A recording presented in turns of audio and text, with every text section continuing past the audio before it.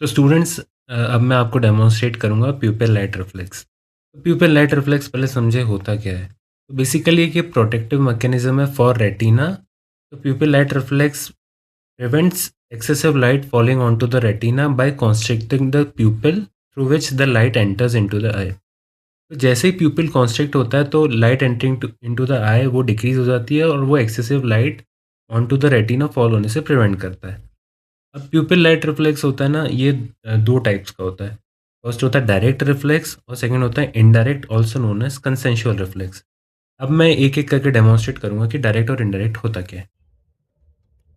अब आप देख रहे हैं डायरेक्ट रिफ्लेक्स। बेसिकली क्या होता है, इसमें जिस सब्जेक्ट की जिस आइज पे अपन लाइट शाइन करते हैं उसी आई का प्यूपिल कॉन्स्ट्रिक्ट होता है, उसको कहते हैं डायरेक्ट रिफ्लेक्स। और इसका अपोजिट होगा इनडायरेक्ट। मतलब कि बेसिकली मैंने अगर पेशेंट की राइट आई पे लाइट शाइन करी और उसका लेफ्ट आई का प्यूपिल भी कॉन्स्ट्रिक्ट हो रहा है, उसको कहेंगे अपन कंसेंशुअल और इनडायरेक्ट रिफ्लेक्स। तो अभी मैंने आपको डेमोन्स्ट्रेट करा डायरेक्ट, अब मैं डेमोन्स्ट्रेट कर रहा हूँ आपको इनडायरेक्ट। मैं राइट पे शाइन कर रहा हूँ लेकिन आप देख सकते हैं लेफ्ट का प्यूपिल भी कॉन्स्ट्रिक्ट हो रहा है, इसको कहते हैं इनडायरेक्ट रिफ्लेक्स। तो बेसिकली ऐसा हो क्यों रहा है? तो बेसिकली ऐसा इसलिए हो रहा है कि आपके जो न्यूरॉन्स हैं, ऑप्टिक नर्व में जो न्यूरॉन्स है जो कि विजुअल इंफॉर्मेशन लेके जा रहे हैं अप टू द ब्रेन, वो बीच में इंटरकनेक्टेड हैं। और क्योंकि वो इंटरकनेक्टेड हैं इसलिए अगर एक आई पे लाइट शाइन होगी तो दूसरी आई का प्यूपिल भी कॉन्स्ट्रिक्ट होगा, उसका तो होएगा ही होएगा, उसके करस्पॉन्डिंग आई का प्यूपिल भी शाइन होगा, इसको कहते हैं इनडायरेक्ट रिफ्लेक्स। और in a normal healthy individual, for example यदि आप अपने रूममेट पे इसको ट्राई करते हैं तो उसमें बेसिकली इनडायरेक्ट और डायरेक्ट दोनों रिफ्लेक्सेस प्रेजेंट होंगे।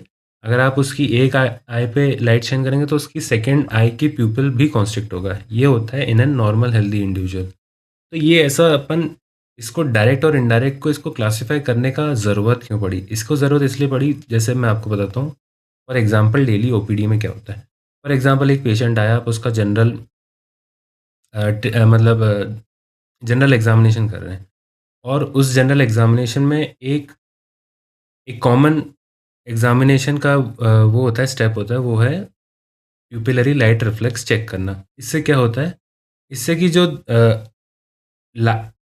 आइस से लेके जो ब्रेन तक का पूरा जो न्यूरल पाथवे है वो उसकी इंटीग्रिटी चेक कर सकते हैं अपन। बेसिकली पूरा एक पाथवे होता है, इसको प्यूपिलरी लाइट रिफ्लेक्स को एक्शन करने पूरा इसको काम करवाने के लिए और इसकी इंटीग्रिटी चेक करने के लिए अपन प्यूपिलरी लाइट रिफ्लेक्स देखते हैं। अब इसमें एक famous pathology also known as Argyll Robertson pupil, also known as prostitutes eye. अब इसको प्रोस्टिट्यूट्स आई क्यों कह रहे हैं अपन? इसको प्रोस्टिट्यूट्स आई इसलिए कहते हैं क्योंकि ये मेनली प्रेजेंट होता है in the later stage of syphilis. Syphilis क्या है? एक सेक्सुअली ट्रांसमिटेड इन्फेक्शन है जो कि very commonly present in prostitutes. इसमें क्या होता है, जैसा कि आप राइट वाले डायग्राम में, अपर वाले राइट अपर डायग्राम में देख सकते हैं, pupil do not constrict when exposed to bright light. इससे प्रीवियस स्लाइड में अपन ने देखा, जैसे मैंने नॉर्मल इंडिविजुअल में, हेल्दी इंडिविजुअल में लाइट शाइन करी तो उसका प्यूपिल कॉन्स्ट्रिक्ट हो गया। लेकिन इस पैथोलॉजी में क्या होता है प्रोस्टिट्यूट आई में, कि उसका प्यूपिल लाइट शाइन करने पे कॉन्स्ट्रिक्ट नहीं होता है। और इसका लेफ्ट में देखिए आप, वो उस पर्सन पे अपन ने उसकी लेफ्ट आई पे लाइट शाइन करी लेकिन उसका प्यूपिल अभी भी डायलेटेड है, जबकि वो कॉन्स्ट्रिक्ट हो जाना चाहिए था। लेकिन इसी को जब pupil do constrict on a near object, also known as accommodation reflex. तो first of all you need to know that कि प्यूपिल कब कब कॉन्स्ट्रिक्ट करता है। तो अभी तो अपन एक केस देखा कि अगर उस पर लाइट शाइन करोगे तो वो कॉन्स्ट्रिक्ट होगा। और सेकंड केस ये है कि कोई ऑब्जेक्ट आप नियर टू द आइज लेकर आओगे, जैसा कि ये लोअर डायग्राम में बताया कि अगर आप फॉर एग्जांपल उसका इंडेक्स फिंगर उसकी आइज़ के पास ला रही है वो लड़की, तो उसका प्यूपिल कॉन्स्ट्रिक्ट हो रहा है। तो ये दो केसेस में, इन ए नॉर्मल हेल्दी इंडिविजुअल, इन दो केसेस में आपका प्यूपिल कॉन्स्ट्रिक्ट करता है। लेकिन आर्गाइल रॉबर्टसन प्यूपिल कंडीशन में जो प्यूपिल होता है वो लाइट के लिए light light reflex positive show नहीं करता, लेकिन वो क्या करता है, अकोमोडेशन रिफ्लेक्स पॉजिटिव शो करता है। बेसिकली जब आप उसके कोई भी object near to his eyes लेकर आओगे तो उसका प्यूपिल कॉन्स्ट्रिक्ट करेगा। तो इसको ऐसे भी याद किया जा सकता है प्रोस्टिट्यूट्स आई को, she do not react but accommodate. तो समझदार लोग समझ गए कि इसका क्या मतलब है। मतलब बेसिकली आप कोई प्रोस्टिट्यूट के पास जाओगे, आप बोलोगे कि a job has to be done, ठीक है। वो आप उसके रूम में गए, उसको बोला आई लव यू, मेरे को तुम्हारे लिए इमोशंस हैं, नहीं, she won't react to your all this sympathy empathy and all. But as soon as you say a job has to be done, she will allow you, she will accommodate in her room. तो इसको ऐसे याद करते हैं, है ना। तो this brings to the our today's lecture कि इस पूरे लेक्चर में अपन क्या करेंगे। फर्स्ट ऑफ ऑल इसका इंट्रोडक्शन करेंगे, pathway to light reflex, pathway to pupil dilation and its clinical correlation. So without wasting any further time, let's move ahead. Starting with the overview of the topic, जैसा कि मैंने अभी आपको बताया कि reflex क्या होता है। Reflex constriction of both pupil in response to light. Direct response में क्या होगा, सेम आई कॉन्स्ट्रिक्ट करेगी। कंसेंशुअल रिस्पॉन्स में क्या होगा, अपोजिट आई कॉन्स्ट्रिक्ट करेगी। और इसका फंक्शन क्या होता है, protect retina and improves visual equity. अब जैसा कि इस डायग्राम में आप देख सकते हैं, जो आइज़ हैं, सब्जेक्ट की आइज़ हैं, वहाँ से यदि ऑप्टिक नर्व पीछे तक जा रही है, तो वो पीछे पूरा कनेक्शन बन जा रहा है और पीछे वो जो न्यूक्लियसेस हैं, वहाँ से न्यूरॉन्स इंटरकनेक्ट हो रहे हैं अपोजिट आई के। उससे क्या होता है, उससे इनडायरेक्ट रिस्पॉन्स होता है ना, वो प्ले में आता है। तो अब अपन करेंगे pathway of pupil light reflex. तो जैसा कि मैंने बताया था, जब फॉर एग्जांपल एक पेशेंट आता है ओपीडी में, आप उसका जनरल एग्जामिनेशन कर रहे हैं, तो उस जनरल एग्जामिनेशन का एक पॉइंट होता है कि प्यूपिल लाइट रिफ्लेक्स को चेक करना। वो क्यों चेक करते हैं, ताकि पूरी जो प्यूपिल लाइट रिफ्लेक्स का पूरा जो पाथवे है उसकी इंटीग्रिटी चेक हो जाए, कहीं तो कोई डैमेज नहीं है, कहीं तो कोई गड़बड़ नहीं है। यदि उसका प्यूपिलरी लाइट रिफ्लेक्स मिसिंग है, तो स्ट्रेट अवे एक बहुत बड़ा क्वेश्चन मार्क हो जाता है, एक डेंजर साइन बन जाता है कि कहीं ना कहीं इसके ब्रेन में जो अपने न्यूरॉन्स जा रहे हैं, कहीं कुछ तो डैमेज है, कुछ तो कॉम्प्रोमाइज़ हुआ है। तो starting with the pathway of light reflex की स्टार्ट कहाँ से होता है, एफेरेंट लिम्ब से। एफेरेंट लिम्ब बेसिकली जो न्यूरॉन्स है आपके, जो लेके जाएंगे, और इफेरेंट लिम्ब जो ब्रेन से लेकर आएंगे। तो अफेरेंट लिम्ब से स्टार्ट होता है, basically starts from the retina. Retina से वो जाता है into the optic nerve known as which is the cranial nerve second. वहाँ से आता है वो ऑप्टिक काइज़म, फिर ऑप्टिक ट्रैक में, फिर फाइबर्स वहाँ से जाते हैं to the pretectal nucleus in mid brain. और फिर इंटर न्यूरॉन, जो मैंने बताया आपको, जो इंटर कनेक्शन है, वहाँ से वो प्रीटेक्टल न्यूक्लियस से वो फिर एडिंगर वेस्टफाल न्यूक्लियस पे जाएंगे। और Edinger Westphal nucleus, basically nucleus क्या है, न्यूक्लियस एक collection of cell bodies of neurons है इन द ब्रेन। वहाँ पे सारी इंफॉर्मेशन प्रोसेस होती है, और फिर वो जब प्रोसेस होने के बाद वो फिर से बाहर को डिलीवर हो जाती है। तो इफरेंट मतलब कि वहाँ से ब्रेन से अब इंफॉर्मेशन आ रही है वापस बैक इनटू द आई। तो वो इंफॉर्मेशन आती है through the cranial nerve 3 which is oculomotor nerve. वहाँ से लाती है वो इनटू द सिलियरी गैंग्लियन, फिर वो goes into the short ciliary nerve, interpupillary, and that lead to miosis, that is constriction of pupil. अब मैं जानता हूँ ये बहुत बड़ा पाथवे है, लेकिन ये बहुत इंपॉर्टेंट पाथवे भी है for examination as well as for clinical point of view. तो मैं इसको आगे बहुत आसान तरीका बताऊंगा इसको याद करने का, लेकिन जस्ट फॉर योर अंडरस्टैंडिंग मैंने यहाँ पे इसको क्लियर बहुत कंसाइज वे में लिखा है कि क्या होता है ये। और मैं ऑप्टिक काइज़म और ऑप्टिक ट्रैप को विजुअल पाथवे वाली वीडियो में और अच्छे से डीपली डिस्कस कर चुका हूँ, लेकिन for right now upon visual pathway पे अपन ध्यान देंगे। तो ये वो डायग्राम है, लेफ्ट हैंड साइड पे डायग्राम है, जो मैंने ऑलरेडी मेरी विजुअल पाथवे वाली वीडियो में इंक्लूड करा है। उसी जो मैंने पूरा पाथवे लिखा था ना, फॉर एग्जांपल मैंने राइट में पूरा पाथवे लिखा है, उसको ये डायग्राम समराइज कर रहा है। Starting with the optic nerve, वहाँ से आता है ऑप्टिक काइज़म, ऑप्टिक ट्रैक, प्रीटेक्टल न्यूक्लियस, फिर बायलेटरल एडिंगर वेस्टफाल न्यूक्लियस। आप ये लेफ्ट हैंड साइड वाले डायग्राम में उसको देख भी सकते हैं कि कैसे न्यूरॉन्स लेकर आ रहे हैं सारी इन्फॉर्मेशन, और वो फिर न्यूक्लियस तक जाके फिर वो न्यूक्लियस इंटर न्यूरॉन मतलब एक दूसरे को कनेक्ट करते हैं वो अपोजिट साइड के। फिर वहाँ से जो इन्फॉर्मेशन जाती है वो जाती है with the help of oculomotor nerve, cranial nerve third, वहाँ से जाती है इनटू द सिलियरी गैंग्लियन, और फिर that information travels into short ciliary nerve, वहाँ से वो जाती है फिर sphincter pupillary muscle and pupil constriction and it lead to pupil constriction. अब इसको याद कैसे करेंगे? समझा तो हर कोई है, लेकिन याद करने के लिए मैं आपको तरीका बताऊंगा इसको याद कैसे करेंगे। तो बेसिकली जो जो मैंने रिफ्लेक्स पाथवे में बोल्ड में लिख रखे हैं टर्म्स, वो बेसिकली आपके लिए इम्पॉर्टेंट है to demonstrate the visual pathway. तो अगर आप इनको याद रख लेंगे ना, तो आपका काम हो जाएगा, नंबर मिल जाएंगे। और इसको याद करने के लिए एक तरीका है, let's come to that way. अब बेसिकली रिफ्लेक्स पाथवे को याद करने के लिए आपको ये छोटू याद रखना पड़ेगा। कौन है ये छोटू? अब मैं बताता हूँ। बेसिकली एक बहुत बकचोद व्यक्ति है ये, मतलब बहुत ही मस्तीखोर आदमी है ये। इसकी आपको कुछ कुछ डिटेल्स याद रखनी है। तो क्या क्या डिटेल्स याद रखनी है? और जो कि है, सबसे पहले ये टोपी पहना है ना, cap. He is wearing a टोपी। तो सबसे पहले टोपी को कैसे लिख सकता हूँ मैं? टोपी sound similar to two P, है ना। तो टू पी मैंने इसको लिख लिया, और फिर उसकी टोपी पे लिखा एडी थ्री। अब वो तो छोटू को भी नहीं पता एडी थ्री का क्या मतलब है, वो तो बस चोर बाजार से टोपी ले आया था, उस पर लिखा था एडी थ्री। उसको नहीं पता ये एडी हॉल की फेमस हैट है, लेकिन उसको नहीं पता हु इज़ एडी, तो वो ले आया। अब फिर बताऊँ, छोटू बहुत सिली टॉक्स करता है। कैसे? जैसे छोटू को पूछो कि चल चल छोटू थोड़ा काम कर ले, तो वो बोलेगा किस कलर की चड्डी पहने हो? फिर उसको बोलो कि छोटू चल थोड़ी पढ़ाई कर लेते हैं, फिर वो कुछ और बोलेगा। 6, 7। मतलब ऐसे ही छोटू बहुत सिली टॉक्स करता है, बहुत बकचोद आदमी है वो, है ना। और फिर एट दी एंड अपन याद रखेंगे छोटू का शॉर्ट स्टेचर है। तो बेसिकली इन डिटेल्स को याद रख के अपन पूरा रिफ्लेक्स पाथवे याद रख सकते हैं, starting with the top which is 2P। तो two stand here, two stands for optic nerve which is cranial nerve 2।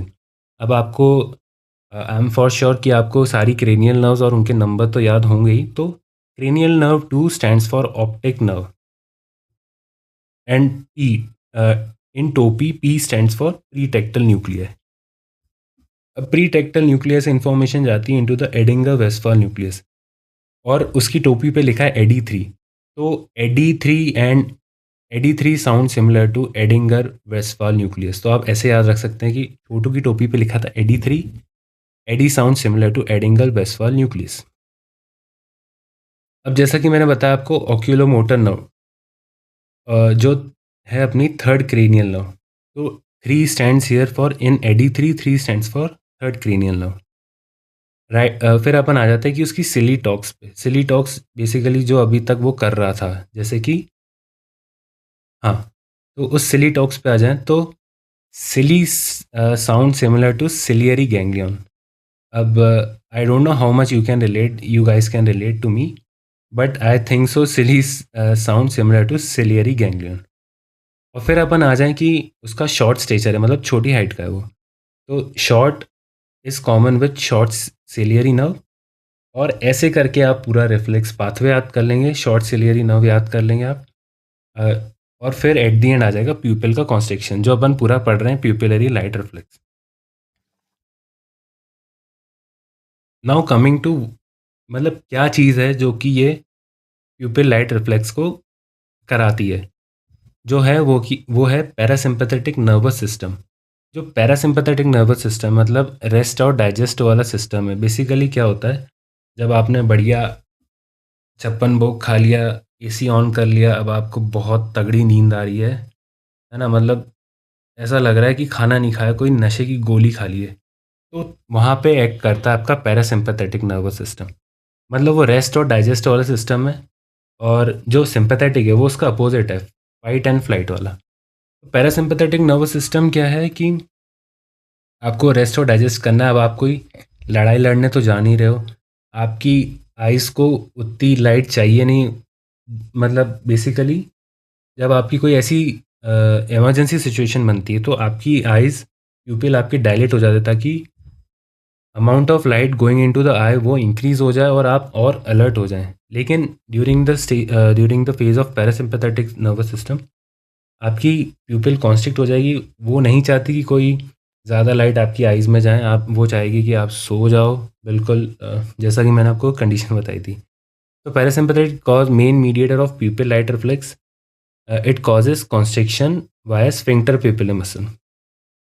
Pathway वही है जो मैंने बताया आपको, एडिंगर वेस्फल न्यूक्लियस से क्रेनियल नर्व 3 सिलियरी गैंग्लियन और शॉर्ट सिलियरी नर्व। और इसके न्यूरोट्रांसमीटर कौन होता है? Acetylcholine. Acetylcholine basically एक न्यूरोट्रांसमीटर है ना, और वो बहुत सारे अपने जो throughout the body neurons के बीच एक न्यूरोट्रांसमीटर का काम करता है वो, और बहुत सारी चीज़ों को वो मीडिएट करवाता है, और उसमें से one of the thing is parasympathetic nervous system को एक्टिवेट करता है। और उसका रिसेप्टर है muscarinic receptor. This is not for first year MBBS students, ये सेकेंड और थर्ड ईयर वाले समझ जाएंगे कि क्या है ये मस्करेनिक M3 रिसेप्टर्स। अब सिंपैथेटिक नर्वस सिस्टम का इधर रोल है ना, वो जस्ट अपोजिट है। वो क्या कराता है, मैंने बताया आपको, वो फाइट एंड फ्लाइट रिस्पॉन्स के लिए रिस्पॉन्सिबल होता है। तो वो क्या चाहेगा कि सिंपैथेटिक नर्वस सिस्टम चाहेगा कि आपकी आइज़ में मैक्सिमम अमाउंट ऑफ लाइट जाए। बेसिकली वो समझेगा कि आप एक फाइट कंडीशन में हैं, मतलब आप एक वॉर जैसी स्टेट में हैं, तो मैक्सिमम अमाउंट ऑफ लाइट जाए आपकी आंखों में और आप बिल्कुल अलर्टेड रहें। तो वो क्या होगा, प्यूपिल को वो डायलेट कर देगा, कॉजेज डायलेशन और also known as mydriasis via dilator pupil muscle. और इसका न्यूरोट्रांसमीटर कौन है इस पूरे सिंपैथेटिक सिस्टम का? वो है नॉर एड्रेनलिन। नॉर एड्रेनलिन मतलब बेसिकली आपकी बॉडी में एड्रेनलिन रश होगा, और उसके रिसेप्टर्स हैं अल्फा 1 एड्रेनर्जिक रिसेप्टर्स, जिस पे एड्रेनलिन काम करेगा और प्यूपिल को डायलेट कर देगा वो। अब बेसिकली आ जाते हैं पाथवे ऑफ प्यूपिल डायलेशन। अब पाथवे ऑफ प्यूपिल डायलेशन मैंने मेरी हॉर्नर सिंड्रोम वाली वीडियो में अच्छे से कवर करा है, लेकिन जस्ट फॉर ओवरव्यू इसमें क्या होता है, जो पैरासिम्पैथेटिक नर्वस सिस्टम होता है, और जो वो पैरासिम्पैथेटिक नर्वस सिस्टम प्यूपिल को कॉन्स्ट्रिक्ट कराएगा, लेकिन सिंपैथेटिक नर्वस सिस्टम प्यूपिल को डायलेट करा देगा। उससे क्या होगा, नहीं, उससे ये होगा कि प्यूपिल डायलेट हो जाए, लेकिन सिंपैथेटिक नर्वस सिस्टम का जो पाथवे होगा वो थोड़ा सा डिफरेंट होगा।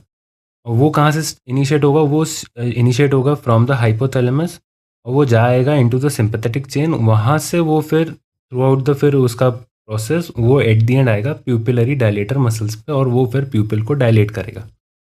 लेकिन अभी मैं इसको डिटेल में नहीं बोलूँगा, क्योंकि मैं हॉर्नर सिंड्रोम वाली वीडियो में इसको अच्छे से कवर करूँगा। तो अब इसके टॉपिक के क्रक्स पे आ जाता है कि बैलेंस बिटवीन द सिस्टम होगा ना, तो वो प्यूपिल्स को एग्जैक्टली उस साइज में रखेगा। तो सिंपैथेटिक सिस्टम प्यूपिल्स को डायलेट कर देगा, पैरासिम्पैथेटिक सिस्टम प्यूपिल्स को कॉन्स्ट्रिक्ट कर देगा।